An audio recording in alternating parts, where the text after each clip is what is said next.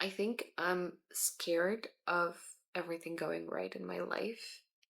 I don't think I'm actually scared of failing.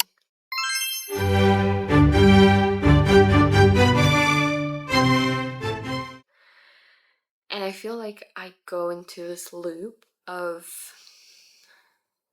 wanting to do something, and then that something feels kind of hard, but I still do it. And then I get this little like motivation, but then that motivation is not sustained in time. And so then I get disappointed, and then I want to start something else. And it's like this infinite loop of doing things. And I don't know, it's kind of like my fear pulls the handbrake, and I'm just sitting there with like no ground under me, like analyzing everything that could go wrong, but also thinking that I deserve the things that I dream of, or that I somehow earned them because of the, hardships that I've gone through. And that's not necessarily the case. Like, we all humans go through hard times and hard things and have to overcome so many things. But if you want to do something, then you have to, it's not about who earns it or not. It's just about the fact whether you do it or not. I just feel like I'm okay with starting over. I really am. Like, I have started over a couple of times in my life. I don't fear that. I think what I actually fear is that if things go right, then there is no alternate reality that I'm gonna have to imagine, and there's no place in my head that I'm gonna go and hide, which I think that's what makes me scared. And one of the reasons why I decided to make this channel was because not only I wanted to record my creative process, but I also feel like whenever I have this like very big existential questions, art is somewhere that I go to get answers for those questions. Because I feel like when I run out of words of my own, I think art is there to like provide with new perspective and new things. So today I wanted to talk about a Greek myth. Now that, Greek mythology is kind of like super popular these days. And it's actually a myth that talks about that loop. And it's so, like, it gives me such relief. The fact that somebody had this problem before me, thought about it before me, felt it before me, and then decided to write about it and tell us about it. And then there's people who studied that and also wrote about it. So it's about the myth of Sisyphus. So Sisyphus was condemned by the gods to push a boulder up a mountain forever. So when he got to the top, the rock would roll over back to the starting point, and then he had to do that over and over and over again. There is a painting by Titian. I think it's dated in 1549, and it was for Mary of Hungary.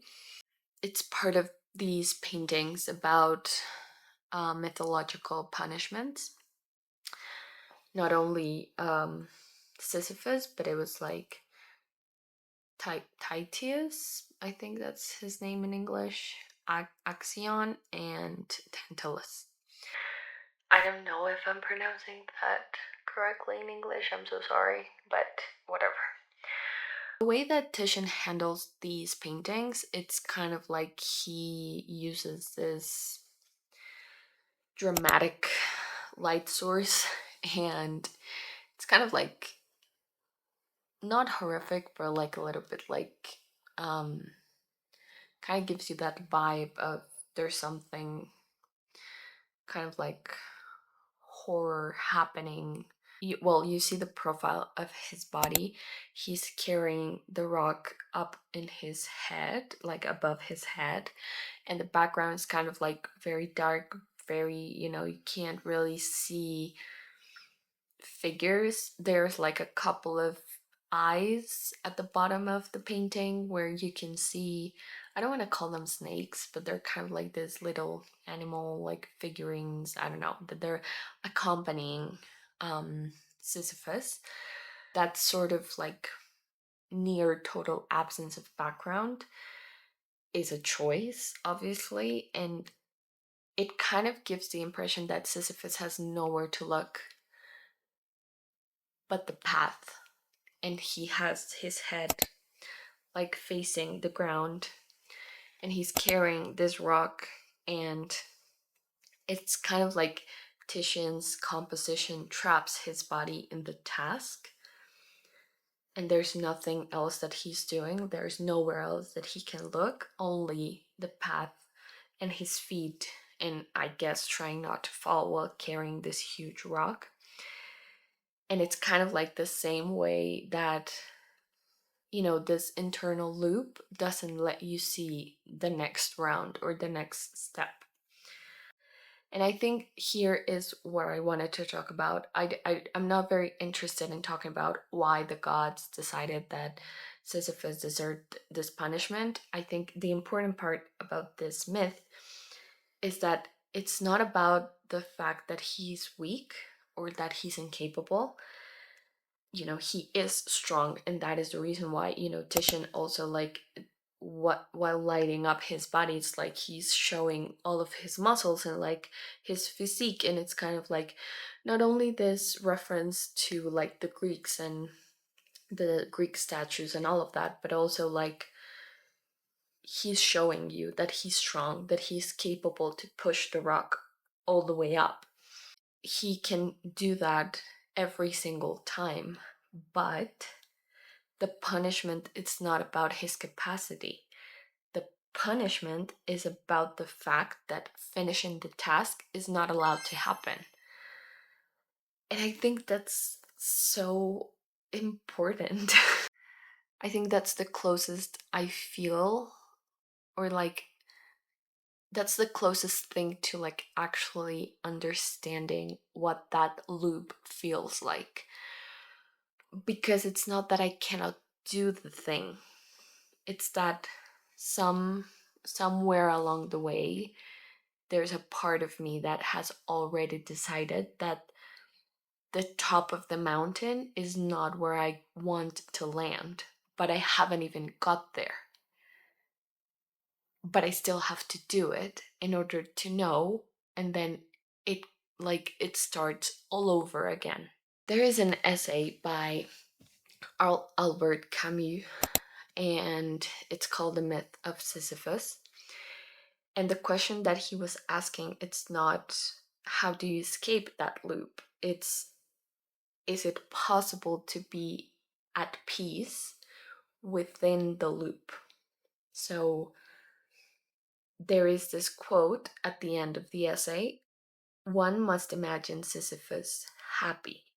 And I think when I read that, there is something that shifted. The book, it's very long and it contains other essays, but that it's one of the very last ones, and it has the name of the book, The Myth of Sisyphus.